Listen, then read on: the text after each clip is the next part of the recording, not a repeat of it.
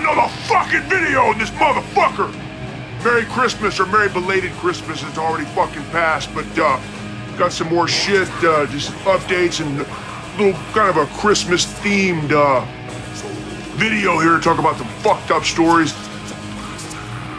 Just real quick though, we ordered those fucking shirts and the Mordant Rhed shirts, still haven't gotten the fucking corrected ones back, so hopefully next month we'll have that shit up for sale.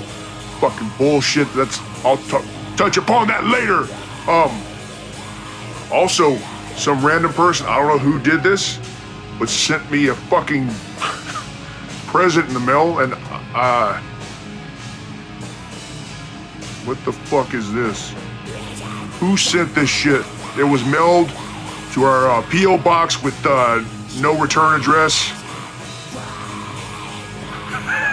I guess we got a new fucking mascot. This thing can fight that goddamn puppet. Crazy ass shit. Motherfuckers are nuts. So anyway, Christmas time, you know, where we talked about Dr. Death? Dr. Death is back, and he's back fucking his life up too.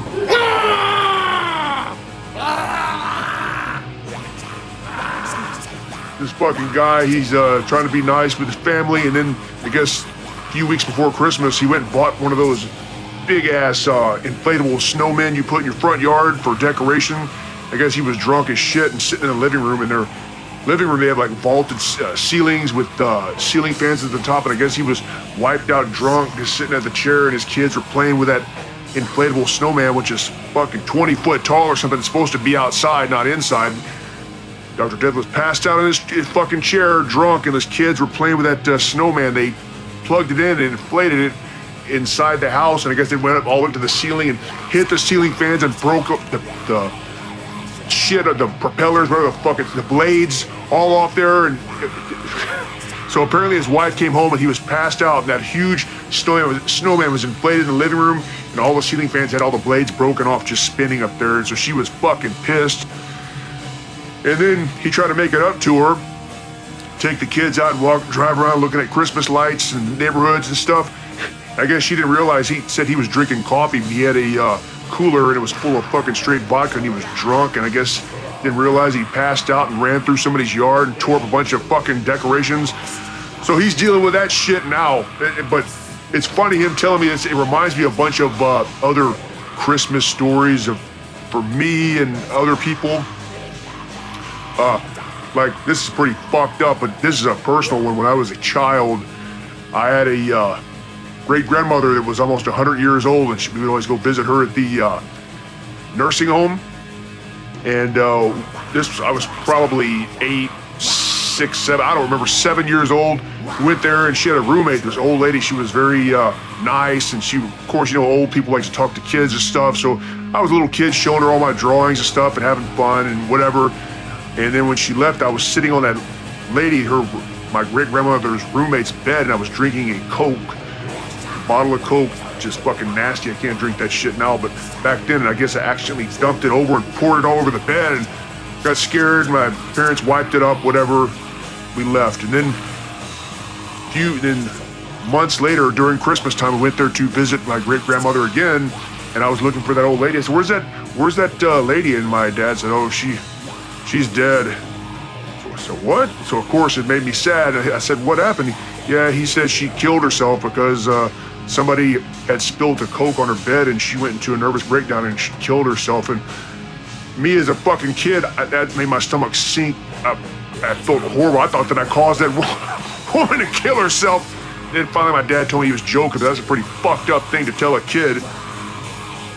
Other Christmas stories too. In my neighborhood, there was a guy walking around the neighborhood drunk, dressed up like Santa Claus. Everybody's always drunk. I guess he was going around damaging stuff. I don't know what it was, but the cops came and arrested him, and it was like a big fiasco. All the kids were out there watching, and they had Santa Claus arrested, and all the kids were, please don't arrest Santa, please don't. And that Santa Claus impersonator was drunk and was yelling, and I remember this clear as day. They put him in the back seat of the cop car. He was just looking at the window, and he was screaming, going, fuck you! He was screaming. He was spitting on the window. You could see the spit running down the glass. He started hitting his head against the fucking window, going, ah! And early kids are thinking that's fucking Santa Claus acting like he's fucking nuts. Yeah, there is a Santa Claus memory.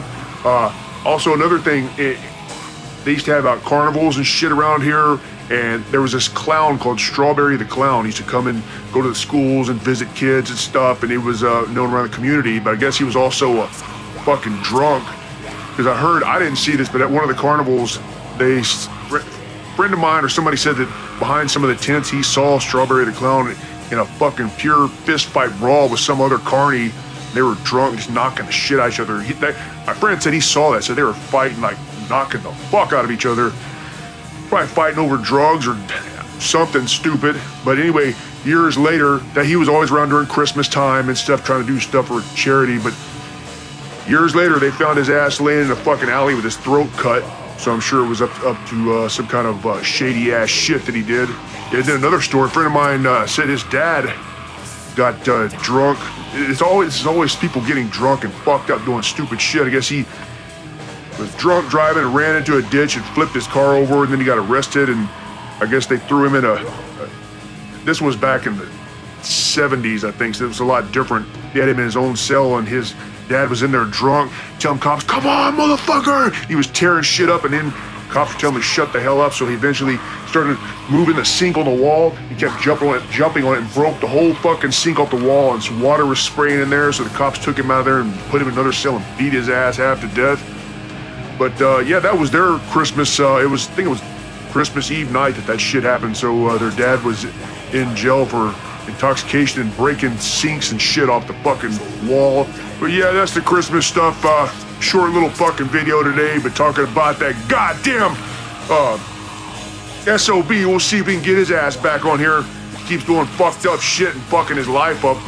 It ain't my fault. I don't know what the hell, he can't control himself. But anyway, more shit's coming. We are still working on that full length with the Goat Throne Records. It's probably 75% written. We're just ironing things out and whatnot. And we have 2 other songs we're probably going to release as a single, whatever, before this, because these 2 songs are not going to be on the full length, because they're good. They sound like Mordant Rhed. They have the black metal sound and the kind of the sound that we have, but they sound a little bit different. They're a little more slower and mid-tempo, and I don't think it would be a good fit on the actual full length, because the full length has a bunch of blast beats and other fast shit. So we'll do a 2-song single release, whatever, before, and then hopefully have the full length out by the summer or some shit like that.